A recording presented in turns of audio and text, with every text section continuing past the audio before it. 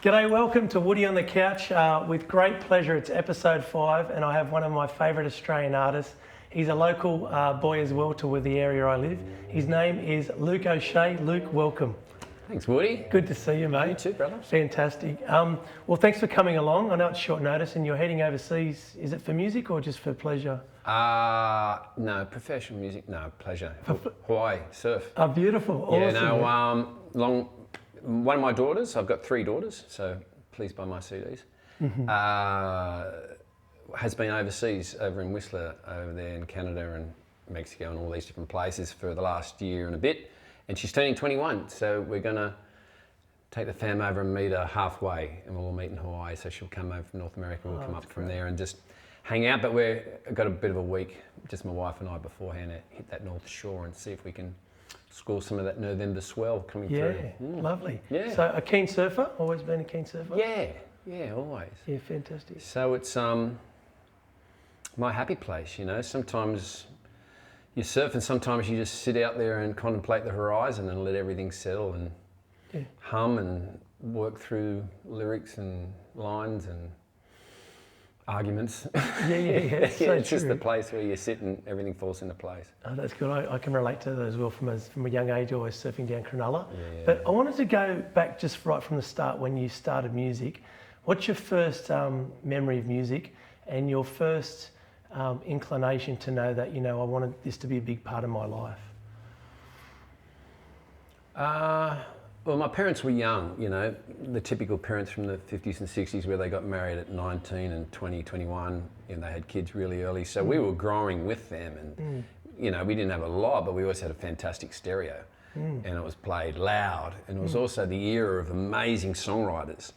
And my parents sincerely loved the lyric, you know, the Chris Christophersons, the Harry Chapins, the Simon & Garfunkels, the Neil Diamonds, John Denvers, Neil Youngs, James Taylor's. It was just played incessantly through the house, you know, and then combine that with just the energy music like Creedence and Bob Seger and all these great punchy bands, and I was just saturated with it, and through osmosis, I suppose, it started to resonate in the marrow. And my parents didn't play music, and neither did my siblings, but they all have this massive appreciation for it still to this day, you know. And I think I just kind of started playing it because we'd always sit around, you know, and the neighbours would come over. And one of my neighbours, Ronnie Smith, he was a great guitarist in a band called The Executives back in the 60s and 70s. And so we always used to jam and just play covers around the fire, and that was it. And that's as far as I thought it could go. You know, I played in the high school bands and we all just had fun playing covers. And, you know, then I started to travel. And so I just played the covers on street corners, and the busking helped keep my existence afloat, and my travel and my passion for travelling alive and feeding that travel bug.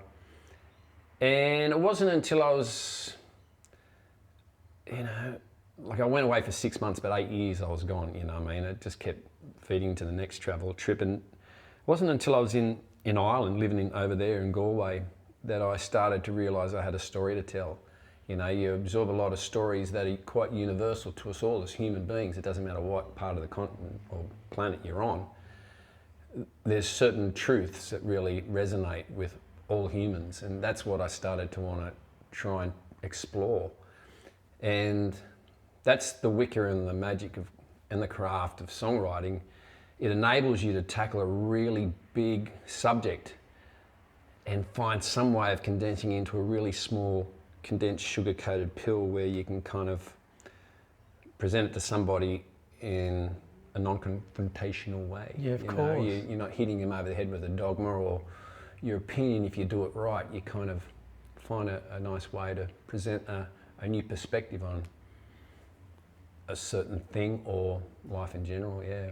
That's great. I mean, I make an analogy when you can almost get away with nearly anything with a smile and a cheeky grin when you say it. Like comedians do it all the time. Yeah. And that's probably our skill as a songwriter, exactly the way you described it. So yeah, it is magic how it can condense such a big subject matter into such a, you know, a 3.5, 4 minute, 5 minute song. And we're somehow more willing and open to receiving that perspective if it's set to a melody and a rhyme and a meter, you know. And so that's the fascination for me with writing and being struck with a concept that you need to really try and explore to try and write into a song. Fantastic.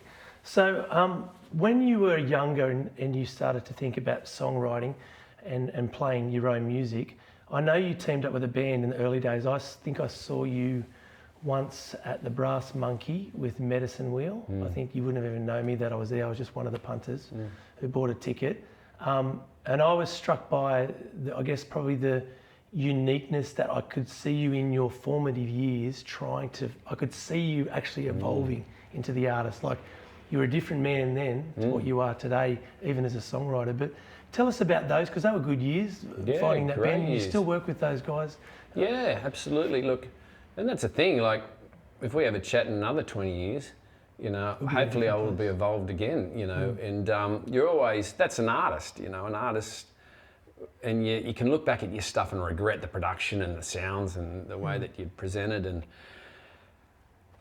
you know, the way you phrased a word, you twanged it, you know, it was just, you just have to accept and recognise the past is perfect. And with those formative years with Medicine Wheel, like, we were a hard-working kind of band that did really well. It's the 90s, you know, and it was the era of Battle of the Bands and coming out of the grunge scene, and we're just trying to find a toe into this disintegrating music industry that was evaporating right in front of us. The venues were shutting down, the pokies were coming in, responsible service alcohol was coming in, the security guards were coming in, all the pubs that once had band rooms were filling with poke machines. It was just, it was dying. And it was also the time when the government allowed 2 radio companies, Southern Cross and Grant Broadcasters, to pretty much buy up 95% of regional radio around Australia. So when you tour, once upon a time you could say, hey, we're hitting Coffs Harbour, Port Macquarie, you know, we're going up to Queensland, pop in, can you play our music? And they go, yeah, no worries. And there'd be you know, there was a whole lot of shows. There was Countdown, there was Sounds, there was a whole bunch of TV and radio that would support Australian music. And if you're touring, they'd help spread the word. But all of a sudden, it just came down to, no, our programming's done for us by one person in Melbourne, one person in Sydney. Wow. And that was it. And you can see a line in the sand now that the bands are still playing, you know, the Jimmy Barnes and all the 1927s. That's where it kind of just stopped. Because that's when mainstream Australian music must stop being presented to the Australians. to Australians. And then we just got fed all the major label stuffs, and still to this day, you know, there's great people out there fighting for more Australian content to be played per hour. That's right. Then, you know, because they say, yeah, well, okay, we'll play Australian content between the hours of 1 and 4 o'clock in the morning. There's our quota. Everyone's asleep. When everyone's asleep. And so we were coming in, hitting our stride as all this was going. Wow. And so it was like running up a sandy hill. It was nothing great. It was just changing. And then I was so frustrated with that because we weren't essentially country then. We were just storytellers with a really strong beat, and, you know, it was a good band, you know. We won a whole heap of these kind of Battle of the Bands, and my favourite moment was when we made the finals of Hard Rock Cafe, you know, the Unleashed was an Australian wide. And they got Michael Chugg to speak on behalf of all the biz that had gathered at the Hard Rock Cafe and he's looked at us all and he's going, you guys have obviously got some talent. He says, I want you to look around the room and look at all these kind of industry folk, and they're all patting you on the back. He says, none of them are going to do a thing for you. He said, if you're serious about music, leave Australia, you know. And he used Mark Lizotte, Diesel, as an example. And then he says, and my parting words to you was, F yous all and go the Swans. And the whole room's like, and I just had to slow clap because he spoke the truth. He spoke the truth. And it was the truth. And, you know, I think we came third. Lior rightfully won. Yeah, Lior, yep. And nothing happened. And so the frustration led me to seek anything else. And so that's when I first went up to Tamworth and fell in love with the multi-generational listening audiences that didn't give a stuff what you looked like, how old you were. They were there for the lyric and the love of the song, and I went, that's what I'm into. That's what I've been doing. I'm going, I found my team. found my The tribe. people, yeah. And so I just went, wow, there's beauty. And you know when the universe puts you on track and you just start meeting people, you turn around, you bump into, I bumped into the Baileys and I bumped into these people, and they all helped me kind of get a gig here and da-da-da, and it was all effortless. So I knew I was on track. Yeah. And so I said to the boys in medicine, I said, well, let's simplify that bass a bit. Let's replace some of those guitar solos with a fiddle. And then next thing you know, we were signed to ABC Music, which at the time was the biggest kind of country label in Australia. And that's a whole new journey of fun and games and education. And but it was a great toe in the door to the world of country music in Australia. So are you an independent artist? Are you fully, so everything, the buck stops with you, the decisions are made and created with you? Yeah. That's amazing. Well, it was through having a couple of relationships with a couple of major labels, Universal, ABC, Cummins Brothers. I just call them the joy thieves. They stole all the passion out of me and the joy. You put a lot of care and work into creating a product that you want your name next to, and then to be caught up in the business of music, and that's okay. It's one of the elements, but that's okay. There is music, and then you got the music business, and the business usually doesn't sit well with artists because it's just,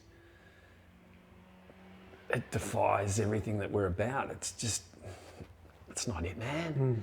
But it has to be it if you want to put make bread on money the table. Yeah, exactly. That's it. So if you want that exchange of your creation for dollars, then you are making business, and you must get savvy with it and understand it. And so I got good at it because I had to, because there was no one else in my corner. So I did a lot of reading. But the thing is, a lot of these industries do not want to deal with the artist, because you're the artist.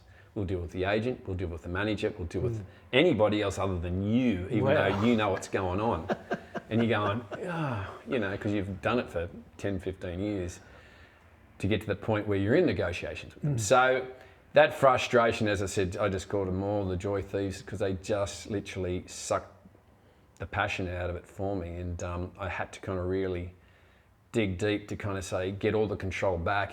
And maybe that's my failing, it probably is, where I just am a control freak and I release a song when I feel like releasing the song and the video for it, and I have creative control over what I want to say and how I want it to get out there and connect.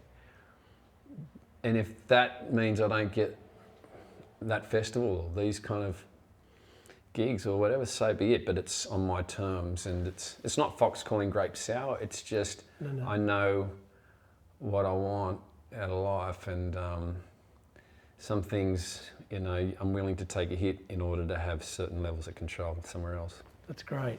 Get your boots on. In a world driven by visuals, every frame tells a story. Every moment captures emotion. At Speedy Tech Media, we breathe life into your vision. Our dedicated team of experts craft unforgettable experiences. We don't just shoot videos, we create memories that last a lifetime. Join us in making your dreams a reality. Elevate your brand with Speedy Tech Media. Contact us today. Let's tell your story together.